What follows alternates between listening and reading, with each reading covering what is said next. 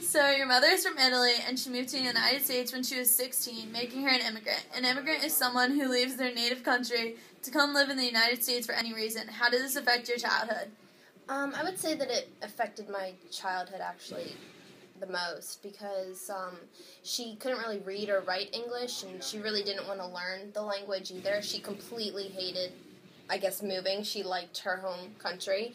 So she never learned anything, and as I got older and could read and write, obviously, I had pretty much take on everything. So if we went to the doctor's office, I had to fill out all the paperwork, anything legal. I was, like, doing legal work for her at age, 7. Like, it was tough because she didn't want to learn. So I guess it's hard considering I was already young and didn't know things and whatnot. So it was definitely difficult being with not just an immigrant, but an immigrant who didn't want to be here. That's crazy. Almost 1/3 of American adults have been divorced. Do you feel like your parents' divorce has affected you at all? Yeah, I would say so. I was really young. I was, I think, 3 or 4, and it was strange at first because my dad lived downstairs, so the fighting really didn't stop until he fully moved out. So he definitely, I mean, they weren't divorced, I guess. They weren't separated and not living with each other, and the whole, go see your dad every other weekend. It was never like that. He kind of just, came by and whatnot. So it affected me because I would say I only had to live with my mom, and it wasn't my choice, so I was forced to live with her, and my dad couldn't keep a stable house, so I was pretty mumuch forced, and it sucked. If your dad could have kept, a stable house, do you think you would ever wanted to live with him? Most likely, because we have a lot in common, except he was, all over the place. He was, in and out of jail and whatnot. He just could not keep his life together, but as a person, I guess personality-wise, I would stay with him, because I guess me and him share, the same interests and whatnot. When my mom could keep a stable job, and she obviously had the house and whatnot, so, I mean, I don't have common interests with her. So if he had his, I guess, shit together, then you would have wanted to live with him. Okay.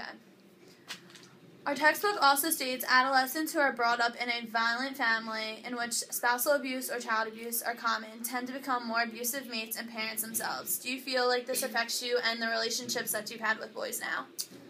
Absolutely, because I would never ever get in a relationship that even if they were a bit violent for just a quick second, I would leave them in an instant. I learned that because it's just I can't even be around yelling and whatnot anymore because they would go at it. I was just so young, so obviously when you're younger you absorb more and you remember it.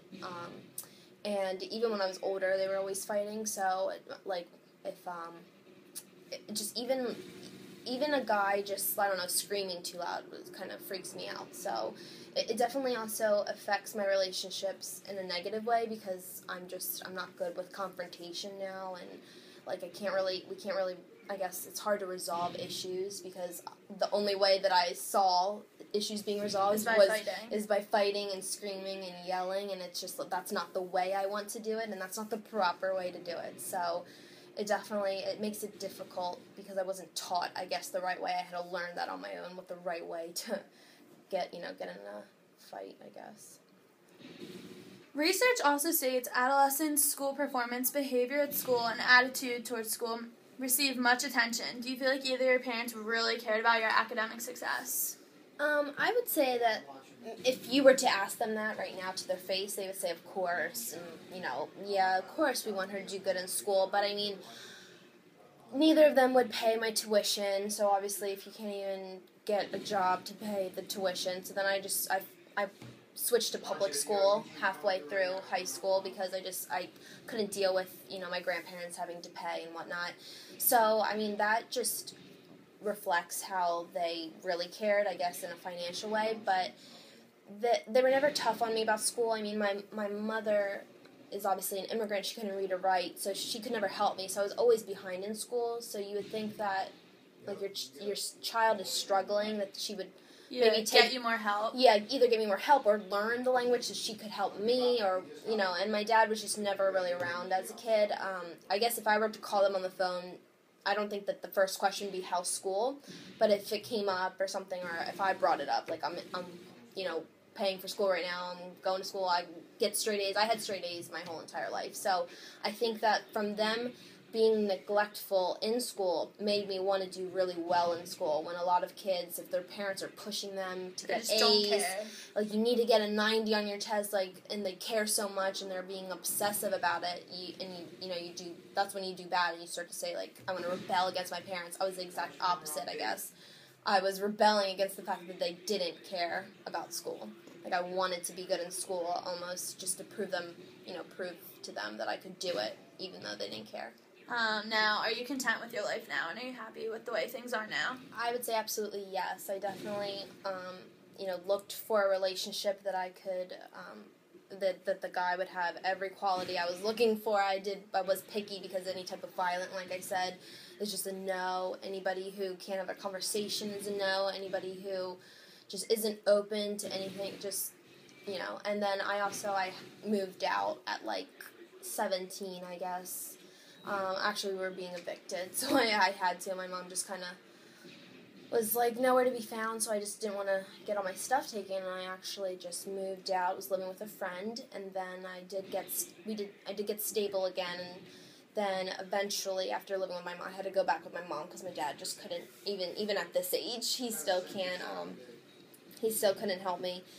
So, then finally, this year, I, got a place with my boyfriend, and it's really good. I mean, I have a stable job now. My mom hasn't had a job in years, and my dad, he never has a stable job either. I mean, that's part of the reason why they always fought was child support.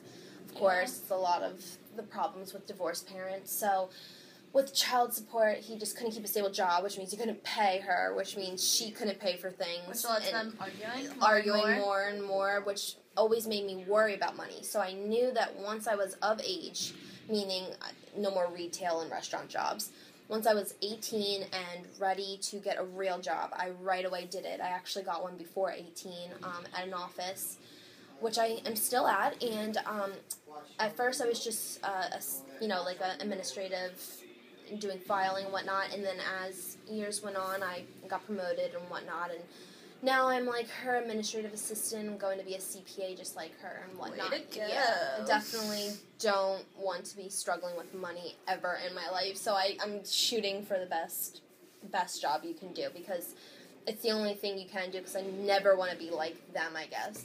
Their lives are too scattered and chaotic, and I never want my kids to ever worry about money. Ever. Never. So, if you were to talk to an adolescent who went through the same things you did, what advice would you give to them? Never give up hope, I guess. I guess you could say, I believe that time heals everything.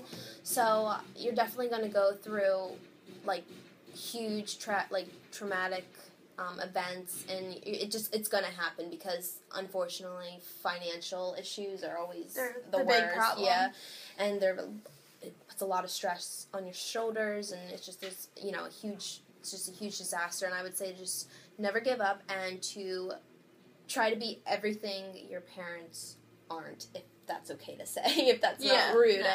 You still have to love your parents, but back in your mind, always remember, never forget what they did, and try to always forgive, but never forget. Yeah, and just never try to be like them. I get, just try to one up them. Yeah, exactly. More like 5 up them.